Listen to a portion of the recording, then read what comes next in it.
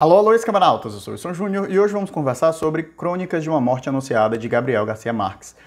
Mas antes do vídeo começar, se você não for inscrito, se inscreve. Eu estou sempre falando sobre filmes, séries, literatura também, e o meu curso de escrita está gratuito aqui neste canal, né? Se você procurar nessezinho aqui, você vai encontrar uma playlist que vai ter ali todas as aulas desse curso. Se lhe interessar, vai lá, que é uma ótima pedida para quem está dando seus primeiros passos na escrita. Esse vídeo, né, essa resenha faz parte dos meus 30 livros em 90 dias, que eu confesso, já estou falhando miseravelmente, né, porque no primeiro mês eu fui bem competente, eu acho que eu li 9 livros, esse mês agora eu estou lendo muito poucos, não estou conseguindo, ansiedade, eu estou trabalhando no meu próprio romance, editando ele, então já sinto que vou falhar, mas vou tentar alcançar aí pelo menos uns 20 livros em 90 dias. Vamos caminhar para tentar ver quantos livros eu consigo ler, né, e não parar o desafio, né, no meio.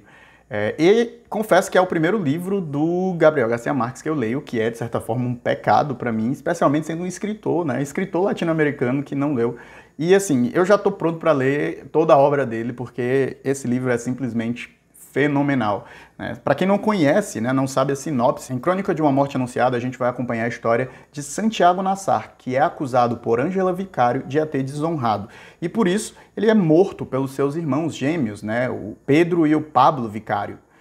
E apesar dessa morte acontecer, ela é uma morte anunciada, né? Porém, antes do crime acontecer, toda a vila sabe que ele vai acontecer, né? Os irmãos foram muito vocais e falam que vão cometer o crime, e ainda assim ninguém impede ele de acontecer, né? E a narrativa é um pouco sobre isso e sobre a inevitabilidade das coisas, né? Mas antes de entrar nesse fato, é maravilhoso a forma com qual ele conta essa história. Ele conta ela de uma maneira não linear e como o próprio título já diz, né, logo na primeira linha do livro, ele diz, né, que essa morte vai acontecer, né? Então, de certa forma, o conflito principal da história, ele é retirado naquele momento.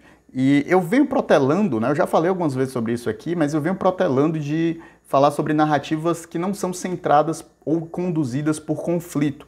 A gente está muito acostumado, especialmente com o cinema, hollywoodiano, a narrativas que são guiadas por conflitos. Não é a única forma de você contar histórias, né? Você pode contar histórias onde esse conflito é retirado e ainda assim existe tensão, ainda assim existe envolvimento, né, do leitor com a história. E aqui é o caso, né? Aqui a gente tem a morte do personagem, né, anunciada antes, né? A primeira coisa, está no título da obra. Porém, ainda assim ele consegue trazer tensão para o momento que isso vai acontecer. A história, né, é contada de uma maneira não linear, a gente acompanha no primeiro momento Santiago Nassar, depois a gente acompanha os irmãos Vicário, depois a gente acompanha a Ângela, depois a gente acompanha o Bayardo San Ramon, que é o marido da Ângela, que descobre ali, né, na noite de núpcias que sua esposa não era virgem. A gente vai acompanhando vários olhares, né, e esse personagem, que a gente não sabe muito bem quem ele é, o narrador, ele tá meio que investigando. Mas a investigação aqui, curiosamente, não é uma investigação sobre a morte do Santiago. A investigação quer meio que provar que não foi o Santiago que deflorou, para usar um termo da época, a Ângela Vicário, né? E ao mesmo tempo também mostrar ali, né, caminhando pela cidade, conversando com as pessoas da cidade, como, de certa forma, todo mundo era meio que culpado desse crime ter acontecido, porque todos sabiam e ninguém fez nada para impedir. Então é interessante e até angustiante em alguns momentos, né? Porque quando a gente vê a narrativa pelo ponto do Santiago até chegar antes da morte, e depois a gente muda para os irmãos Vicários até antes da morte, a gente fica naquela angústia, né, de que momento, de fato, o crime vai acontecer. E quase, né, na verdade, a maestria com qual o Gabriel escreve, a gente esquece que esse crime vai acontecer. Ou, de certa forma, a gente até torce para que ele não aconteça, por mais que a gente já saiba. E a narrativa, ela faz questão de reforçar o tempo inteiro, né? A gente, por exemplo, vê os dois pontos de vista e depois vê o crime depois de ocorrido, né? Então ele pula o momento que o crime acontece e mostra o que acontece depois já dele ter acontecido. Então, esse jogo que ele faz é muito legal. Então, ele consegue criar tensão narrativa e prender o nosso olhar para o texto, mesmo sem o conflito final da narrativa, né, que é a morte do Santiago, já sendo algo entregue, já sendo algo que está resolvido. No fim das contas, a obra se aproveita também dessas entrevistas e dessas conversas para nos mostrar um pouco da vida da época. Isso de uma maneira muito natural. A gente vai conhecendo os personagens típicos ali, né, da cidadezinha e as suas vivências e as relações, e como as relações se formavam e como as festividades se davam. E como as relações da família eram muito intricadas. A gente vê um pouco, por exemplo, sobre essa questão da imigração árabe, né, pelo Santiago Nassar ser árabe, como as famílias árabes se relacionavam e como era a relação doméstica. Isso tudo, assim, sem fazer infodump, sem mergulhar a gente em informações desnecessárias. Tudo muito saboroso, da gente mergulhando e passeando pelo aquele pequeno cosmos que aquela cidade representa.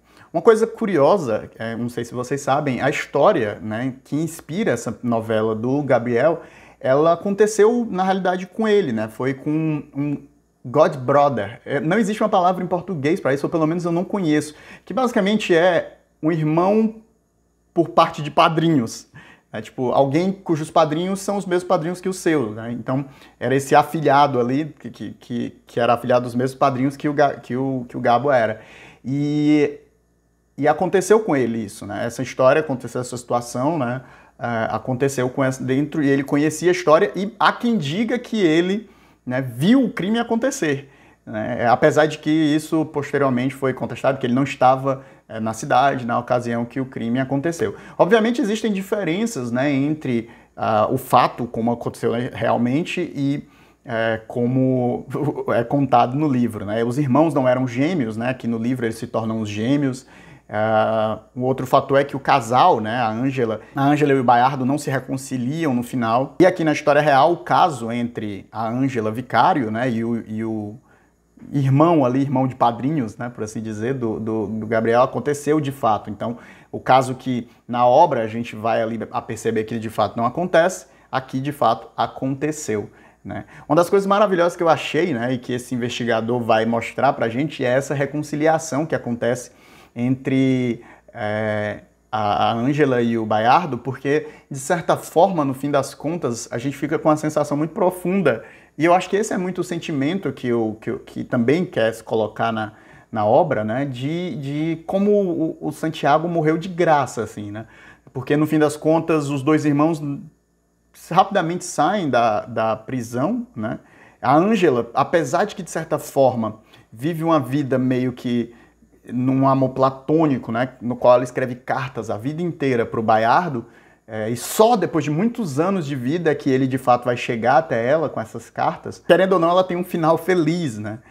Então, no fim das contas, meio que a vida para todo mundo, né, continua, menos pro pobre do Santiago, que meio que morre de graça, né? E no fim das contas, essa coisa da inevitabilidade das coisas que ele propõe, né, e de como a morte ela está ali, né, pressagiada diversas vezes, e de como a ameaça ela aparece dentro da narrativa, né? Várias vezes é falado que ele vai... Várias vezes os irmãos falam que vão matar as pessoas, conhecidos, amigos, né, pessoas ligadas diretamente à família do Santiago escutam. Porém, a própria importância da figura e o senso de absurdo que era o próprio crime ser cometido faz com que todo mundo, de certa forma, permaneça paralisado, não acreditando de fato que aquilo pudesse acontecer, né? E as pessoas, ao descrerem daquilo, né, permitem que de fato aconteça. Eu gosto muito que existem alguns pontos da narrativa onde o narrador pontua, né, que os irmãos eles espalharam a história pela cidade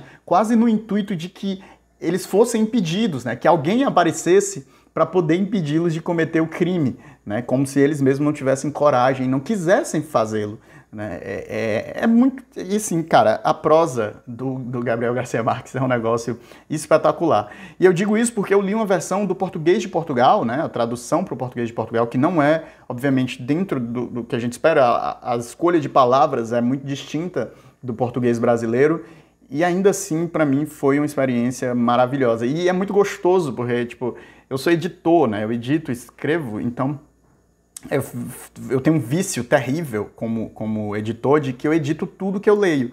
Porém, quando a obra é realmente muito boa, eu esqueço, né? E esse botão é desligado, mas são raras. Então, assim que eu passar esse desafio, eu provavelmente vou colocar mais das obras do Gabriel Garcia Marques na minha lista para ler. E me sinto ainda mais pecador e mais sujo por só ter lido alguma coisa desse grande autor agora, é o que também, de certa forma, é uma maravilha, né? O mundo da literatura, ele tem dessas coisas e sempre tem obras maravilhosas e clássicas que a gente ainda não leu e que a gente provavelmente vai morrer sem ler porque não dá tempo, de fato, para ler tantas coisas.